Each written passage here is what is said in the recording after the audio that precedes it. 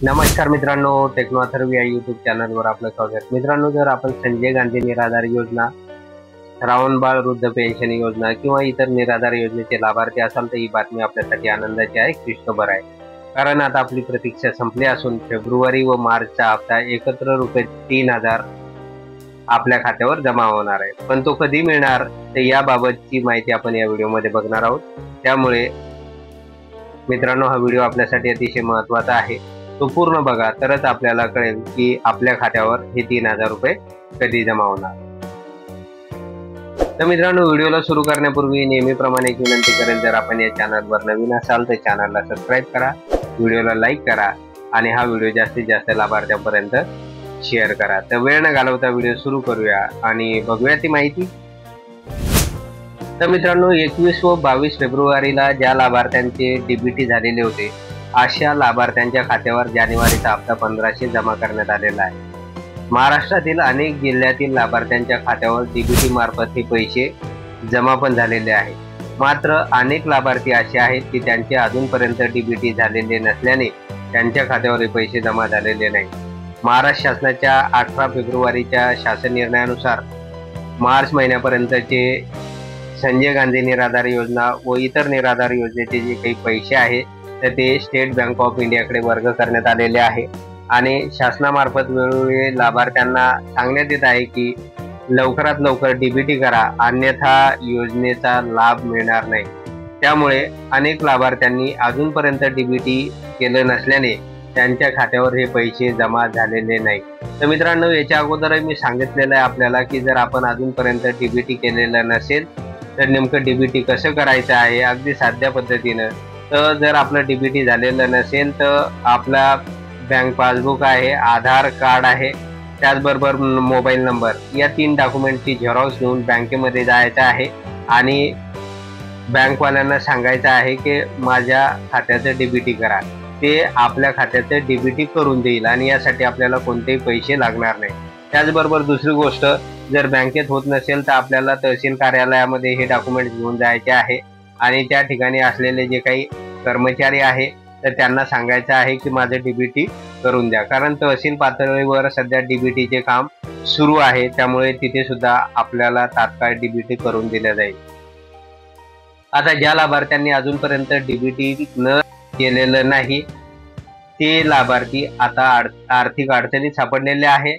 ते पैसे जमा होण्याची फक्त वाट बघत आहे। मात्र डीबीटीची प्रक्रिया जोपर्यंत पूर्ण होणार नाही तोपर्यंत त्यांच्या खात्यावर पैसे जमा होणार नसल्याचे शासनाने सांगितलेले आहे। त्यामुळे मित्रांनो, डीबीटी करणं आता आपल्यासाठी अनिवार्य झालेलं आहे, अतिशय आवश्यक झालेलं आहे आणि अनेक तहसील कार्यालयामध्ये हे डीबीटीचे काम युद्ध पातळीवर सुरू आहे आणि जोपर्यंत लाभार्थ्यांचं डीबीटी होणार नाही तोपर्यंत त्यांच्या खात्यावर हे पैसे जमा होऊ शकणार नाही। तर काही लाभार्थी असे आहेत की त्यांचे डीबीटी झालेले आहेत तरी पण त्यांच्या खात्यावर डिसेंबर जानेवारीचे पैसे जमा झालेले नाही। तर तेही पैसे कधी मिळतील याच्या प्रतीक्षेमध्ये हे लाभार्थी आहेत। तर मित्रांनो, आता विश्वसनीय सूत्रांनी जी काही माहिती दिलेली आहे तर त्या माहितीनुसार आपणास हे पैसे कधी मिळणार आहे तर याची माहिती आता आपण पुढे बघूया। मित्रांनो, मार्च एंडिंग पर्यंत संजय गांधी निराधार योजना, श्रावणबाळ योजना व इतर सर्व योजनांचे पैसे लाभार्थ्यांच्या खात्यावर वर्ग करण्यास शासनामार्फत अधिकाऱ्यांना आदेश आलेले आहेत। त्यामुळे आता हे पैसे आपल्याला कधी मिळतील तर याबाबत तारीख सुद्धा एक समोर आलेली आहे। तर साधारणतः 12 फेब्रुवारीपर्यंत आपल्या खात्यावर फेब्रुवारीचा हप्ता जमा होईल। त्याचबरोबर ज्या लाभार्थ्यांच्या खात्यावर अजूनपर्यंत डिसेंबर आणि जानेवारीचे पैसे जमा झालेले नव्हते तर त्यांच्या खात्यावर डिसेंबर, जानेवारी आणि फेब्रुवारी या 3 महिन्याचे पण पैसे जमा होणार आहे। त्याचबरोबर मित्रांनो, दुसरी एक आनंदाची गोष्ट की हा जो हप्ता आहे तर या हप्त्यामध्ये आपल्याला फेब्रुवारी आणि मार्च या दोन्ही महिन्याचे एकत्रित मिळून 3000 रुपये आपल्या खात्यावर जमा होणार आहे। तर आता यासाठी नेमक्या तारखा कोणकोणत्या आहे आणि कोणत्या तारखेपासून आपल्या खात्यावर हे पैसे जमा होऊ शकतात तर ते आपण कॅलेंडरवर बघूया। तर बघा मित्रांनो, विश्वसनीय सूत्रांनी माहिती दिलेली आहे की या ठिकाणी 12 मार्च पर्यंत लाभार्थ्यांच्या खात्यावर हे पैसे जमा होणार आहे। तर आता हे पैसे साधारणतः कुठून कुठपर्यंत जमा होणार आहे तर ते बघूया आपण।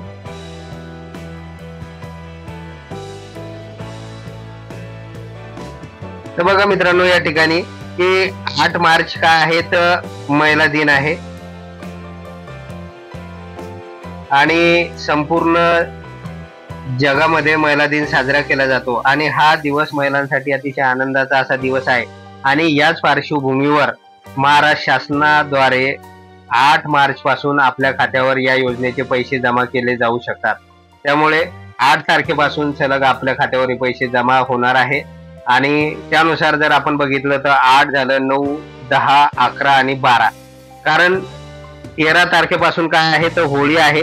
होळी हा महत्वाचा सण आहे, महाराष्ट्रामध्ये मोठ्या प्रमाणात साजरा केला जातो आणि या होळी सणाची गोड बातमी, आनंदाची बातमी म्हणून महाराष्ट्र शासन आपल्या खात्यावर हे पैसे होळीच्या तोंडावर म्हणजे 12 तारखेला आपल्या खात्यावर पैसे जमा करणार आहे। त्यामुळे ही सुद्धा एक आनंदाची बातमी आहे। अशा प्रकारची माहिती विश्वसनीय सूत्रांनी आपल्याला दिलेली आहे। तर त्यामुळे बरेच लाभार्थी चिंतातूर आहे, पैशाची वाट बघत आहे, त्यांच्या खात्यावर पैसे जमा होताना दिसत नाही। तर याचं महत्वाचं जे काही कारण समोर आलेलं आहे की त्यांचं डीबीटी झालेलं नाही। तर त्यामुळे मित्रांनो, आता आपल्याला काय करायचं आहे, 8 ते 12 मार्चच्या अगोदर आपल्याला डीबीटी करणं गरजेचं आहे।